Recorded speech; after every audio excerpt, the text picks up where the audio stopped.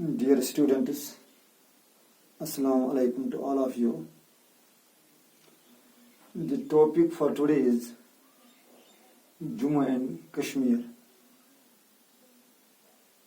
the state of Jammu and Kashmir. This topic is meant for the students of political science of 12th class.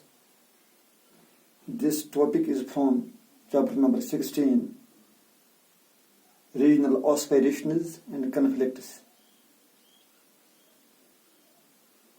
So the topic on which I throw light today is Jammu and Kashmir.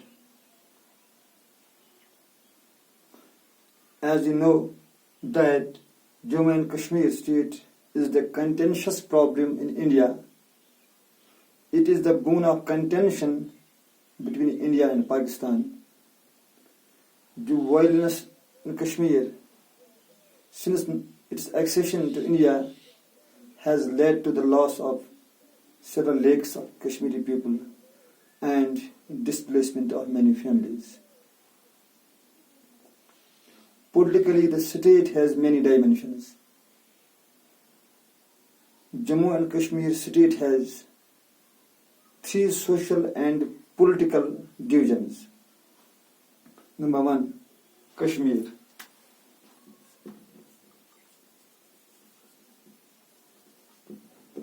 Number one, Kashmir. The heart of Kashmir is the Kashmir Valley.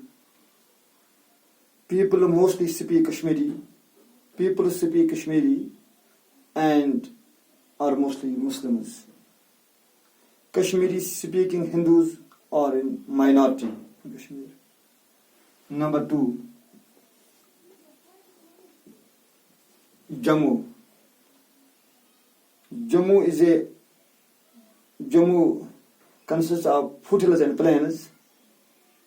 It comprises Hindus, Muslims and Sikhs, and this region has speakers of many languages. Then division number third, Ladakh. It is a mountainous region and is thinly populated. The population is equally divided between Muslims and the Buddhists. However, J&K state is not only a dispute between India and Pakistan, but it has also several internal and external problems. It involves the issue of the identity of the Kashmiri people, known as Kashmiriyat, and the aspirations of the political autonomy of the state. Now, origin.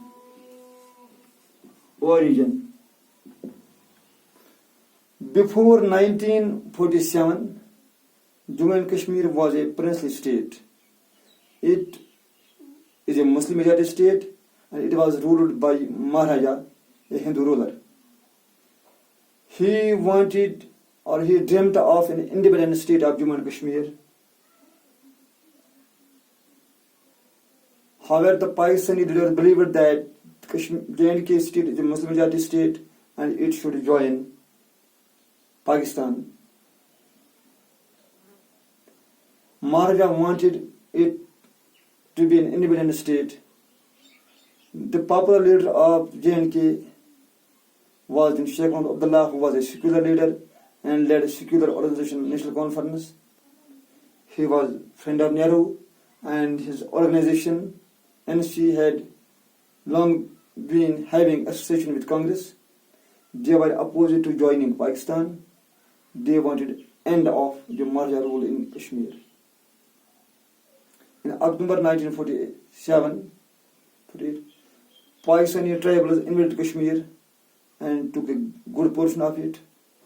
Maharaja, by the force of circumstances, appealed to India for help. India agreed. Maharaja signed instrument of accession, and troops were sent to flush out the infiltrators. However, it was agreed that after normalization after the situation becomes normal, the people of the state will be given the right to self-determination. India agreed on its part to guarantee autonomy to the people of the J&K. Now, internal and external reasons. The politics of J&K has remained surrounded by conflicts and controversies. It has both internal and external problems. As you know that Pakistani tribalists invaded Kashmir and took a good portion of it. Kashmir has always been claimed by Pakistan as it is part, and when tribalists attacked Kashmir, took a good part of it. Still that part is under Pakistani occupation. India has considered that occupation as illegal, while as Pakistan called that region as Azad Kashmir. Now, internal reasons. There are two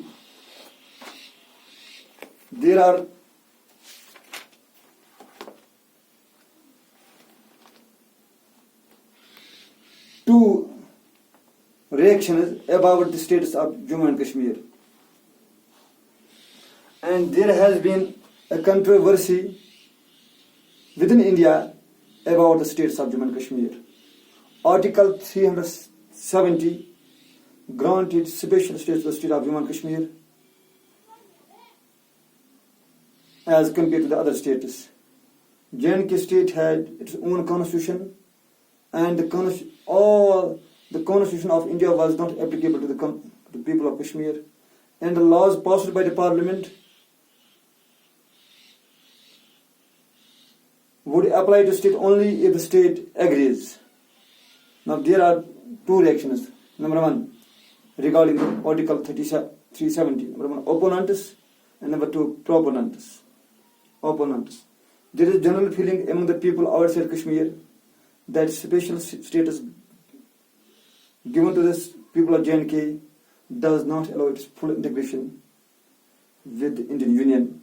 So they favor that the Kashmir should be restored to the normal, or they believe or they feel that Kashmir should be a normal state like other states of India, and this is possible only by the abrogation of the Article 370. And this news may still be fresh in your minds that in the previous year, Home Minister Mir Tariq presented a bill regarding the abrogation of article in the Parliament, which was passed by the both houses, and then received assent of the President, and the article was abrogated. Now, presently, Jammu and Kashmir is a union territory. It was divided into two union territories, Jammu and Kashmir and Ladakh.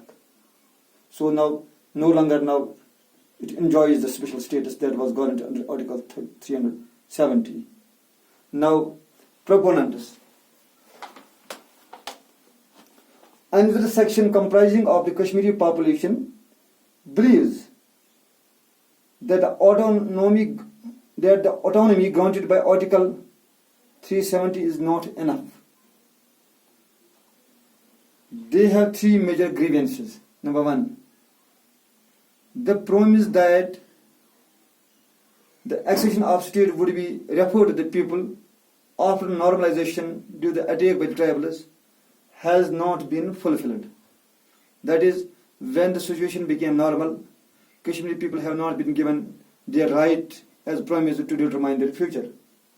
Number two, there is a general perception, there is a general feeling that federal status guaranteed by Article 370 actually has not fulfilled. This has led to demand for greater autonomy for the state. Number three, there is a general feeling that democracy as practiced in other states of India has not been institutionalized. There has been a general feeling that democracy as practiced in other states of India has not been institutionalized in J&K. This is the third reason. this is the third reason propagated by proponents who wanted more and more autonomy besides that given in the Article 370.